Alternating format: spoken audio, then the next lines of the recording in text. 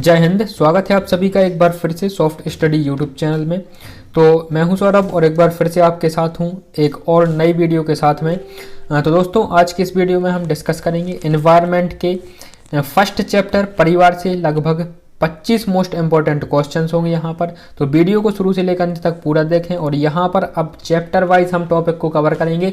और जो पहले प्रैक्टिस सेट आ चुके हैं, 14 प्रैक्टिस सेट आ चुके हैं, यदि आपने उन्हें नहीं देखा है तो लिंक वीडियो के डिस्क्रिप्शन में है, जहाँ से आप उन सभी को देख सकते हैं।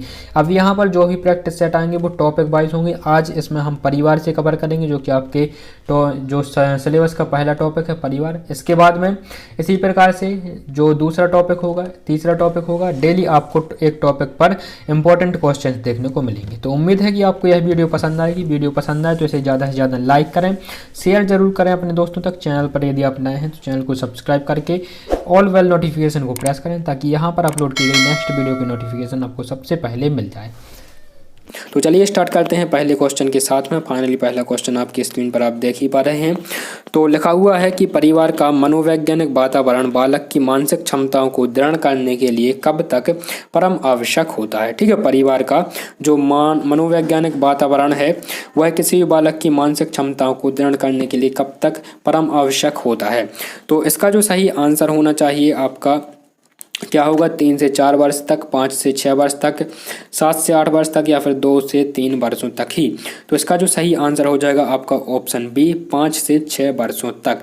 5 से 6 वर्षों की जो आयु होती है किसी बालक की, उसमें जो परिवार का मनोवैज्ञानिक वातावरण होता है सबसे अधिक प्रभाव डालता है किसी बालक पर, क्योंकि जो 5 से 6 वर्षों की आयु होती है सबसे ज़्यादा समय कोई भी बालक अपने परिवार में ही व्यतीत करता है। इसके बाद जब वो स्कूल जाना स्टार्ट कर देता है, घर से बाहर निकलना स्टार्ट कर देता है, तो उसका जो समाज का प्रभाव उसके ऊपर पड़ना स्टार्ट हो जाता है। ठीक है, इसलिए 5 से 6 वर्ष, ऑप्शन नंबर बी इसका करेक्ट हो जाएगा। नेक्स्ट क्वेश्चन की तरफ चलते हैं। क्वेश्चन 2 है, लिखा हुआ है कि परिवार को नैतिक एवं सामाजिक दृष्टि से क्या स्वीकार किया जाता है। ठीक है, परिवार को क्या माना जाता है, सिंपल शब्दों में यहाँ पर बात करते हैं तो ऑप्शन ए है इकाई, धर्म, विद्यालय या फिर समाज। तो परिवार को क्या माना जाता है, किस रूप में स्वीकार किया जाता है, इकाई। ठीक है, परिवार जो होता है ऑप्शन ए सही हो जाएगा। परिवार समाज की सबसे छोटी इकाई होती है, ऑप्शन ए इसका करेक्ट होगा।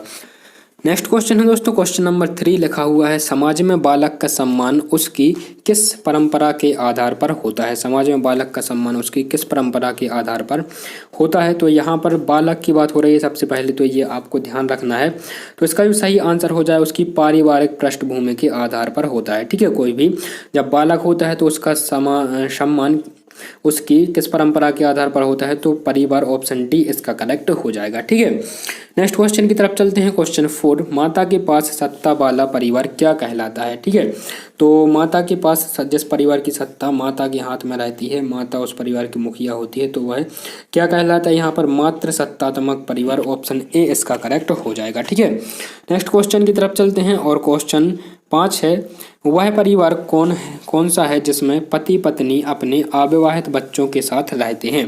वह परिवार कौन सा है जिसमें पति पत्नी अपने अविवाहित बच्चों के साथ रहते हैं। ठीक है, तो यहाँ पर जो है ऑप्शन ए इस प्रकार के परिवार को एकाकी परिवार, एकल परिवार या फिर केंद्रीय परिवार के नाम से जाना जाता है। ठीक है, जिस परिवार में पति पत्नी और उसके अविवाहित बच्चे रहते हैं उसे एकाकी, एकल या फिर केंद्रीय परिवार के नाम से जाना जाता है। नेक्स्ट क्वेश्चन है क्वेश्चन 6, निम्न में से कौन सा परिवार का मुख्य कार्य नहीं है। निम्नलिखित में से कौन सा परिवार का मुख्य कार्य नहीं है, ये आपको बताना है। तो ऑप्शन ए है क्रीड़ा, प्रशिक्षण, स्नेह व प्रेम, आर्थिक कार्य या फिर रक्षा संबंधी कार्य। तो जो परिवार का मुख्य कार्य नहीं है वो है क्रीड़ा प्रशिक्षण। ठीक है, क्रीड़ा प्रशिक्षण देना बालक को, यह परिवार का मुख्य कार्य नहीं है। इसके अलावा परिवार में स्नेह प्राप्त करता है बालक। ठीक है, आर्थिक कार्य, आर्थिक जरूरतों पूरी होती हैं। ठीक है, किसी परिवार से रक्षा संबंधी कार्य या फिर रक्षा भी उसी परिवार से मिलती है। ठीक है, नेक्स्ट क्वेश्चन है क्वेश्चन 7, किंग्सले डेविस ने किस पारिवारिक कार्य पर बल नहीं दिया है। किंग्सले डेविस ने किस पारिवारिक कार्य पर बल नहीं दिया है। तो ऑप्शन ए है धर्म के पालन पर, प्रजनन पर, स्थान निर्धारण पर या फिर सामाजिकरण पर। तो किंग्सले डेविस ने किस पर बल नहीं दिया है, ऑप्शन ए धर्म के पालन करने पर इन्होंने बल नहीं दिया है। ठीक है, नेक्स्ट क्वेश्चन है क्वेश्चन 8, परिवार की उत्पत्ति के उद्विकासीय सिद्धांत के समर्थक हैं। ठीक है, परिवार की उत्पत्ति के उद्विकासीय सिद्धांत का समर्थक कौन है? यहाँ पर दोस्तों बात याद रखनी है आपको, समर्थक की बात हो रही है। ठीक है, तो समर्थक की बात है तो कौन है इसके समर्थक? दोनों क्वेश्चन एक जैसे ही हैं। ठीक है, यहाँ पर नीचे वाले क्वेश्चन को देखते हैं। लिखा हुआ है परिवार की उत्पत्ति के उद्विकासीय सिद्धांत का समर्थक है, तो कौन है? फ्रेजर। ऑप्शन बी इसका करेक्ट होगा। जो उद्विकासीय सिद्धांत के समर्थक हैं वो हैं फ्रेजर। यदि बात करें उद्विकासीय सिद्धांत के प्रतिपादक कौन है, तो ये मॉर्गन जो है ये उद्विकासीय सिद्धांत के प्रतिपादक हैं। ठीक है, और इस सिद्धांत का समर्थन किसने किया है? फ्रेजर ने किया है। नेक्स्ट क्वेश्चन की तरफ चलते हैं। क्वेश्चन नंबर 10, उत्तराधिकार का वह नियम जिसमें सदस्य जन्म से ही पारिवारिक संपत्ति का अधिकारी बन जाता है, वह नियम कौन सा है? ठीक है, ऐसा नियम जिसमें कि व्यक्ति जब परिवार में जन्म लेता है तो जन्म से ही उस परिवार की संपत्ति का अधिकारी बन जाता है, तो यह जो नियम है मिताक्षरा का नियम, ऑप्शन ए इसका करेक्ट होगा। ठीक है, मिताक्षरा के नियम के अनुसार कोई व्यक्ति जब जिस परिवार में जन्म लेता है तो उस परिवार में जितनी भी संपत्ति होती है उसका उत्तराधिकारी बन जाता है।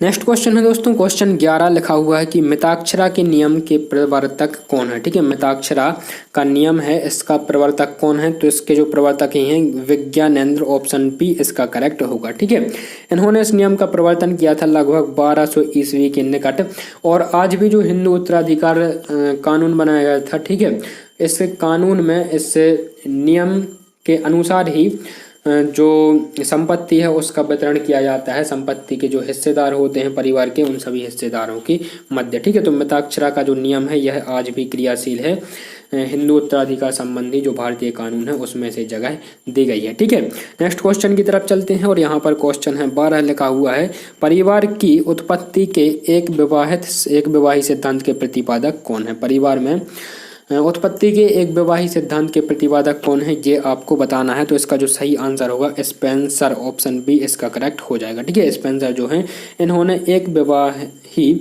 सिद्धांत का प्रतिपादन किया है। इसके अलावा जो हमने पहले पढ़ा था ये क्या है? उद्विकासीय सिद्धांत। उद्विकासीय सिद्धांत क्या है? तो जो एवोल्यूशन है, ठीक है, जो व्यक्ति का क्रमिक विकास है, जैसे कि व्यक्ति पहले आदि मानव था, ठीक है, इसके बाद में धीरे धीरे करके वह वर्तमान स्थिति तक आ पाया है, तो ये जो है उद्विकास का सिद्धांत है। किसने इस सिद्धांत का प्रतिपादन किया था? मॉर्गन ने, ऑप्शन सी, और समर्थन है इसका फ्रेजर, ऑप्शन बी जो फ्रेजर है इस क्वेश्चन का सही आंसर था। ठीक है, नेक्स्ट क्वेश्चन यहाँ पर है लिखा हुआ है कि परिवार की उत्पत्ति ये हो चुका है, ऑप्शन क्वेश्चन 13, विद्यालय को बचपन का घर किसने कहा है? विद्यालय को बचपन का घर किसने कहा है ये आपको बताना है। तो इसका जो सही आंसर हो जाएगा आपका ऑप्शन ए मॉन्सेटरी। ठीक है, मॉन्सेटरी ये मनोवैज्ञानिक है जिन्होंने विद्यालय को बचपन का घर कहा है। ठीक है, अगला है क्वेश्चन 14, परंपरागत हिंदू परिवार का स्वरूप किस प्रकार का था? परंपरागत हिंदू परिवार का स्वरूप किस प्रकार का था? तो ये होता था सबसे पहले संयुक्त परिवार, विघटित परिवार, विस्तृत परिवार या फिर सामान्य परिवार। तो सबसे पहले संयुक्त परिवार के ही प्रकृत जो परिवार होते थे वो संयुक्त परिवार ही अधिक देखने को मिलते थे, ऑप्शन ए इसका करेक्ट हो जाएगा। ये परंपरागत हिंदू परिवारों का स्वरूप है। ठीक है, नेक्स्ट है क्वेश्चन 15 लिखा हुआ है हिस्ट्री ऑफ ह्यूमन मैरिज। ठीक है, हिस्ट्री ऑफ ह्यूमन मैरिज नामक पुस्तक के लेखक कौन है? तो इसके लेखक कौन है? वेस्टमैन, ऑप्शन ए इसका करेक्ट हो जाएगा। हिस्ट्री ऑफ ह्यूमन मैरिज नामक पुस्तक के लेखक कौन है? वेस्टमैन। ठीक है, ऑप्शन ए इसका करेक्ट है। नेक्स्ट क्वेश्चन है क्वेश्चन 16, परिवार शब्द अंग्रेजी शब्द फैमिली का हिंदी रूपांतर है। परिवार शब्द अंग्रेजी शब्द फैमिली का हिंदी रूपांतर है। यह जो शब्द है लैटिन भाषा के शब्द से लिया गया है। कौन सा? फैमिली। तो लैटिन भाषा के कौन से शब्द से यह बना हुआ है ये आपको बताना है। ऑप्शन ए है फैमिलियस, ऑप्शन बी है फैमिल, ऑप्शन सी है फेमस, या फिर इनमें से कोई नहीं। तो इसका जो सही आंसर हो जाएगा ऑप्शन ए फैम्यूलस। ठीक है, फैम्यूलस ये शब्द है, इससे लिया गया है फैमिली शब्द जो कि एक लैटिन भाषा का शब्द है। नेक्स्ट क्वेश्चन है क्वेश्चन 13, निम्नलिखित में से कौन सा कथन सही है? निम्नलिखित में से कौन सा कथन सही है? परिवार एक संस्था है, परिवार एक समिति है, परिवार एक समुदाय है, या फिर परिवार ना तो समिति है और ना ही संस्था है। तो कौन सा कथन सही होगा यहाँ पर? Option A. ठीक है, परिवार एक क्या है? समिति है। परिवार एक समिति है। ऑप्शन बी इसका बिल्कुल करेक्ट हो जाएगा। ठीक है, नेक्स्ट क्वेश्चन की तरफ चलते हैं। क्वेश्चन 18, जिस परिवार में व्यक्ति जन्म लेता है उसे क्या कहते हैं? जिस परिवार में व्यक्ति जन्म लेता है उसे क्या कहते हैं?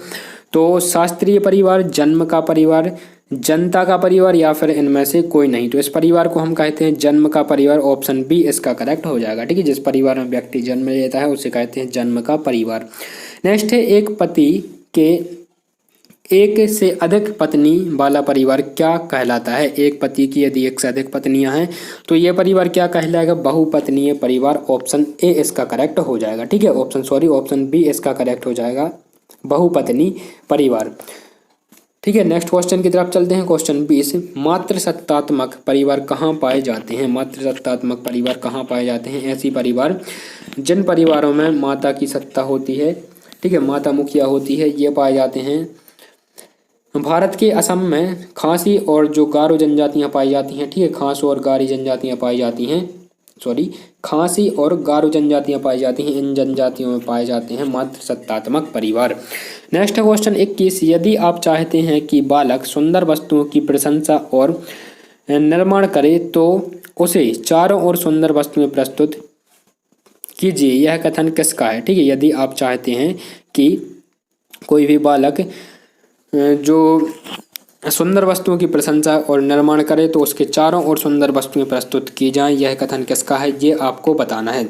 तो इसका जो सही आंसर आपका हो जाएगा ऑप्शन बी, प्लेटो का है यह कथन। ऑप्शन बी इसका बिल्कुल करेक्ट होगा। नेक्स्ट है, परिवार की संपत्ति में परिवार के सभी सदस्य अधिकार जन्मजात होते हैं। परिवार की संपत्ति में परिवार के सभी सदस्यों के अधिकार जन्मजात होते हैं। वो यह कौन सा नियम है ये आपको बताना है। ठीक है, तो ऑप्शन ए है मिताक्षरा का, ऑप्शन बी है यहाँ पर दाय भाग का, ऑप्शन सी है प्रवर का नियम, ऑप्शन डी है सपिंड का नियम। ठीक है, तो इसका जो सही आंसर हो जाएगा यहाँ पर ऑप्शन ए मिताक्षरा का नियम। इसके बारे में हम पहले बात कर चुके हैं। नेक्स्ट क्वेश्चन है, किस प्रकार के परिवार की में कलह की संभावना सबसे ज़्यादा रहती है? किस प्रकार के परिवार में कलह की संभावना सबसे ज़्यादा रहती है? तो यहाँ पर जो परिवार होता है ऑप्शन कौन सा सही हो जाएगा आपका? ऑप्शन बी संयुक्त परिवार। ठीक है, संयुक्त परिवार में कलह की संभावना सबसे अधिक रहती है। नेक्स्ट है, परिवार की विशेषता नहीं है तो विवाह एवं यौन संबंध, समाज विरोधी कार्य करना, वंश परंपरा, सार्वभौमिक संगठन। ठीक है, इसके अलावा जो सही आंसर हो जाएगा ऑप्शन बी समाज विरोधी कार्य करना, ये किसी परिवार की विशेषता नहीं है। नेक्स्ट क्वेश्चन है क्वेश्चन 25, बालक को सर्वप्रथम समाज में मिलजुल कर रहने की शिक्षा दी जाती है। ठीक है, बालक को सर्वप्रथम समाज में मिलजुल कर रहने की शिक्षा दी जाती है राष्ट्र द्वारा, समाज द्वारा, परिवार द्वारा या फिर पड़ोसी द्वारा। तो किसके द्वारा? परिवार द्वारा यह शिक्षा दी जाती है। ऑप्शन सी इसका करेक्ट हो जाएगा। नेक्स्ट है, बच्चे को सामाजिकरण का पहला पाठ कहाँ से प्राप्त होता है? बच्चे को सामाजिकरण का पहला पाठ कहाँ से प्राप्त होता है ये आपको बताना है। तो कहाँ से प्राप्त होगा? परिवार से। ऑप्शन ए इसका करेक्ट हो जाएगा। बच्चे को सामाजिकरण का पहला पाठ परिवार से प्राप्त होता है। नेक्स्ट क्वेश्चन है क्वेश्चन 27, हिंदू उत्तराधिकार अधिनियम किस वर्ष बना था? तो हिंदू उत्तराधिकार अधिनियम बना था 1956 में। टी जो है 1956, हिंदू उत्तराधिकार अधिनियम बना था 1956 में।